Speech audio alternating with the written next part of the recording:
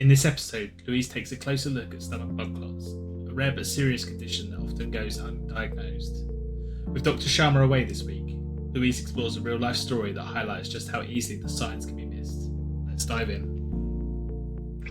Hey, it's Louise from ThromboWatch. I'm flying solo this week, but with Dr. Sharma's blessing and approval, he's been called away. So what I'm going to talk about this week is a request that we had from a subscriber recently to talk about stomach clots.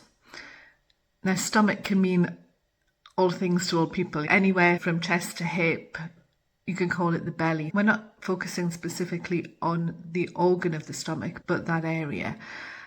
And firstly, thank you so much to that subscriber for asking the question. We really want to be telling the stories that matter to you and the concerns that you raise. And having got into this one, not known about it myself, I can see why it's a really important story for us to tell. So thank you so much. If you have any questions arising from it, please don't hesitate to drop them in the chat and we'll answer them. If you'd like to join us and tell us your story and about what happened to you, we would absolutely love to hear that and we'd love to share it. So do get in touch if you'd like to do that. Thank you. What we did do was find John's story. That's a different person from our subscriber, but we've got their story and I'm going to try and tell it today, but it's in their words. So this patient is called John, and John is in his 50s and in the States. And all was well with John until one day he got crampy stomach pains. And that can be so many things. Who hasn't had a crampy stomach pain? But it persisted and he presented to the emergency room with stomach pain. And they did a test. They did a CT scan without contrast. And what they concluded from that was that he had colitis, inflammation of the bowel, and that's what was causing the pain. John was sent home, but he got worse. And he continued to deteriorate, and he contacted his own practitioner, his own doctor, and that doctor noticed that his liver enzymes were elevated and became concerned that maybe something had been missed at the hospital, and he urged John to go back. And John did that, and in his words, he felt like death when he did. He felt really poorly by that point. So this is what, over the course of 2 weeks. And this time the hospital did a scan with dye, so they were able to see more clearly what was going on. And what they found was blood clots in the intestine. Obviously that was a huge surprise to John. He didn't expect that at all. What it led to was emergency surgery to remove about 30 centimetres of his intestine that was damaged beyond repair. So it had pretty serious consequences. And if he hadn't been treated when he was, it could have led to sepsis, and it could also have led to more organ damage and could have been fatal. So really thankful that John was seen at the time that he was, and it wasn't left any later. But it just shows you, if you're not feeling right, keep on challenging. You've got to advocate for yourself. So that's John's story, but what's the science behind it? So we're going to dive into that now and take a look at what might be the type of blood clot that was suffered, perhaps by our subscriber and by John. Let's get into it. As Martin usually says, mesenteric venous thrombosis that our subscriber may have had and that we think John definitely had, and specifically superior mesenteric vein thrombosis.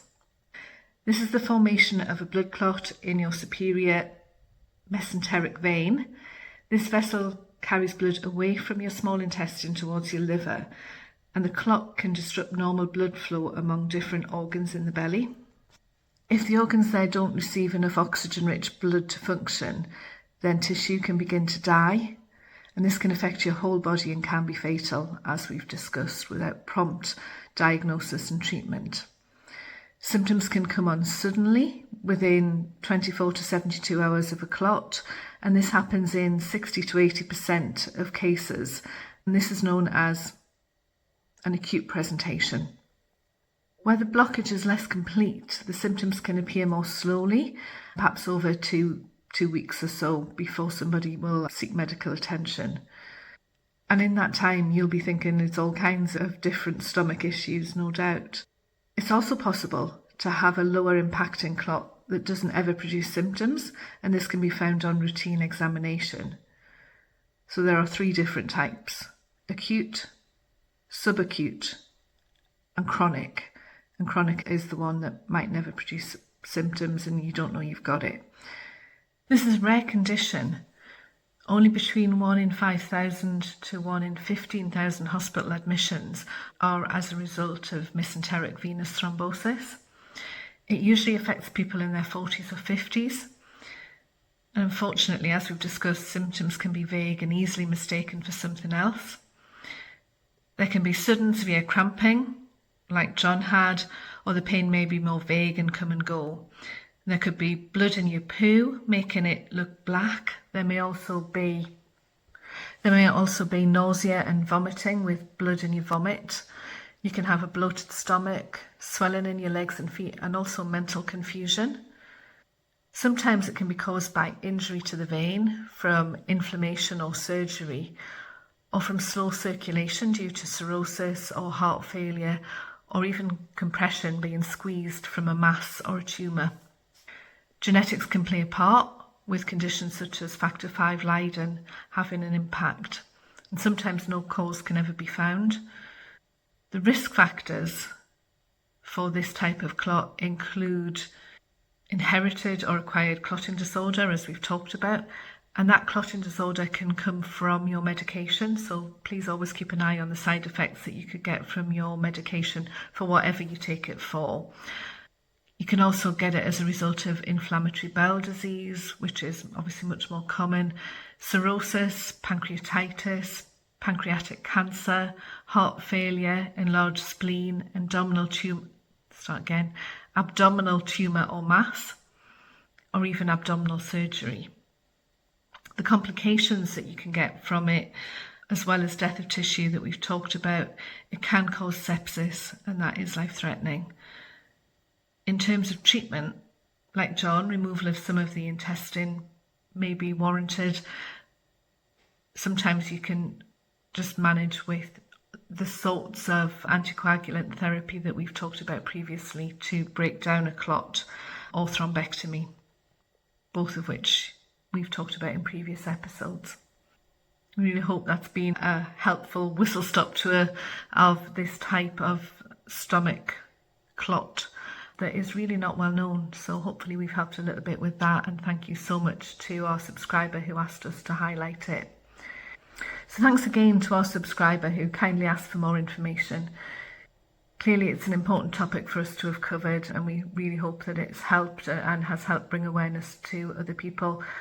As I often talk about the fact that I've got Factor V Leiden, so this is something that I'm now alive to that I wasn't before. So thank you very much. I hope it's helped others in the same way. If it has happened to you already and you'd be willing to share your story with us, we would love to have you on the podcast to talk about how it was for you.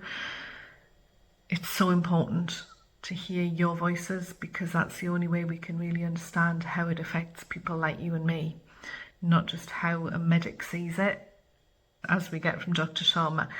That's important, but nothing replaces the patient experience. So please do share your stories with us. We're growing this community because we're the only ones who can talk about it in this way. Thanks again. Please join us again next week when we'll have our Dr. Sharma back in person, and we'll delve into a new subject around blood clots. See you then. Thank you.